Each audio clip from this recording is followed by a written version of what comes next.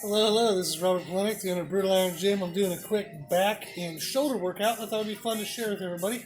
So I am on our cable station here, if I can show it to you here. So this is our seated cable station. I have my handle on. I'm using our narrow neutral handle, and I actually have some fat grips on there. What the fat grips do is instead of being able to close your hand all the way down, which does activate your kind of forearm and bicep more, I have to have my hand open, and I'll actually mostly just be pulling with a hook, like this, rather than a clasp. So if I pull with the hook, that's less forearms and less biceps. It's going to get me more back development. So I'm going to show you that, and then what I'm pairing with it is over here on our cable station, I have our Spud Inc. I think he calls these jump straps. So what it is basically a strap where you can slide your hand through, if I can get it the right angle. There we go. So I can tie my hand through, and now I can do cable movements where I don't have to grab onto anything. So this is a great way for me to do like reverse flies. I can do like face pulls, but I don't have to use my grip. The benefit of this is if I'm using my grip on the back movement, I then don't have a competing stimulus for my grip for the shoulder work. So therefore, this allows me to train my back and my shoulders at the same time without my grip being the limiting factor. Can you use like wrist straps and stuff like that? Sure, but this is an easier, kind of faster way of doing it. And it doesn't require me to have to kind of play with those things, wrap those things, and have difficulty going back and forth. It's a totally fine option if you have them, but since I have these, it kind of gives me more fun options to play with. So I wanted to kind of go ahead and show this. So I'll do a working set for each movement, and then just kind of talk some more. So in the seated rows, what I'm looking to do is I'm going to have a very uprighted posture. I'm going to look to have an extension of my shoulders. My shoulders have to actually extend forward, and then I'm going to start the movement by driving my shoulders back, which actually contracts all of my back muscles. So when people just leave their shoulders in place and they do rows like this, you are working your lat to some degree, but you're missing the middle of your back and so many things in regards to back detail and back kind of depth. So you want to have your shoulders actually stretch, then try to squeeze the shoulders back before you would pull with your arms.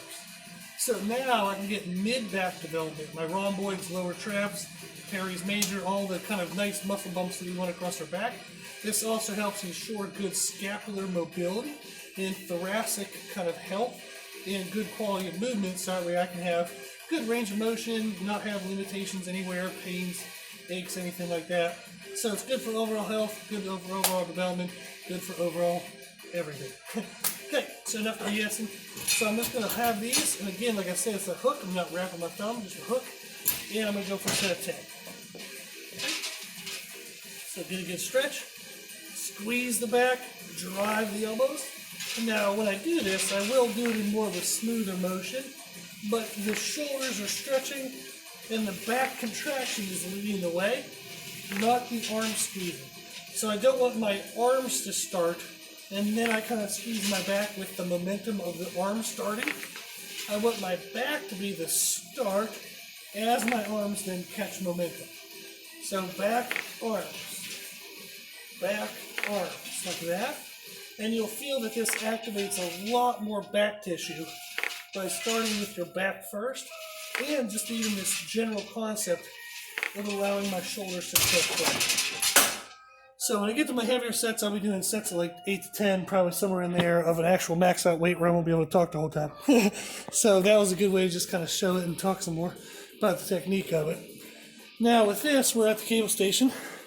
I'm going to kind of try to set this back pretty far so you can see my whole movement here. And what I'm going to be looking to do is, again, I'll be doing reverse flies into like almost like a bent elbow fly. So kind of like a straight arm reverse fly into a bent arm fly. The straight arms are harder, but they're really direct stimulus right on that outer shoulder. And then the bent arm still stimulates that, but it starts to get other muscles involved. And just in the general physics of things, it's harder for me to move a longer lever, but as the long lever fails, I would then shorten my lever, and I can do more. So put the hands in jump straps, Now my grip gets to take a break. So the first thing is reverse flies. Okay, so that, I'm just trying to squeeze the back side of my shoulders, get the rear delt, and you'll get some middle delt, some lower traps. You'll get some other things involved, but this is mostly rear delt. I would go for probably around 10 on these. And then once that fails, I would do the bent arm almost like a row now. And since it's a shorter lever arm, I'll be able to get even more reps.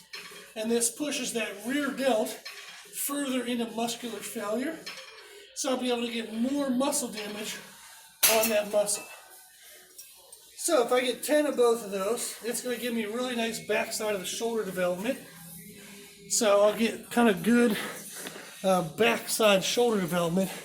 So it won't look like I'm like hunched forward all the time. It'll be a nice kind of good proper posture. So this is what I'm going to work on. I'm going to be doing the heavy rows for sets of 10, the heavy reverse flies into the kind of like just a high elbow, bent elbow row. And we'll see how that goes. So thank you for listening. If you have access to any of this stuff, give it a try. If you don't, try to find your own way of kind of tweaking this along. See if you can make it work for you. But just some fun techniques, change of pace on how to get awesome results, but in kind of unique, fun ways, so you can avoid the grip issues, and also just gives you a different presentation to the muscles. Nice change of stimulus. Cool. Hopefully this was helpful, and thank you for watching.